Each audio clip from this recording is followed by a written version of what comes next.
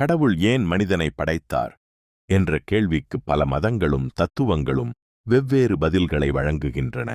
ஒரு ஆன்மீக பார்வையில் மனிதன் வாழ்க்கையின் அர்த்தத்தை அறியவும், அன்பு செய்யவும், நன்மை செய்யவும் படைக்கப்பட்டான் என்று கூறப்படுகிறது.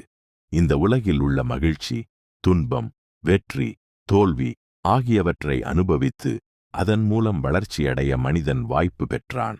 சிலர் கூறுவது, கடவுள் மனிதனை தன்னை உணர்வதற்காக படைத்தார். அதாவது மனிதன் அன்பு, கருணை, உண்மை, பொறுமை போன்ற உயர்ந்த பண்புகளை வளர்த்துக் கொள்ளும்போது அவன் கடவுளை நோக்கி பயணிக்கிறான். ஓர் அழகான சிந்தனை என்னவென்றால், கடவுள் மனிதனை வெறும் வாழ்வதற்காக படைக்கவில்லை, அன்புடன் வாழவும், பிறருக்கு உதவவும், தன் வாழ்க்கையின் நோக்கத்தை கண்டறியவும் படைத்தார். எளிதாக சொன்னால், வாழ்க்கை என்பது கடவுள் கொடுத்த பரிசு. அதை அர்த்தமுள்ளதாக மாற்றுவது மனிதனின் பொறுப்பு. நன்றி. உங்கள் வாழ்க்கையை மாற்றக்கூடிய இந்த சேனலை சப்ஸ்கிரைப், லைக் மற்றும் இப்ப நீங்க எப்படி ஃபீல் பண்றீங்கன்னு காமெண்ட் பண்ணுங்க.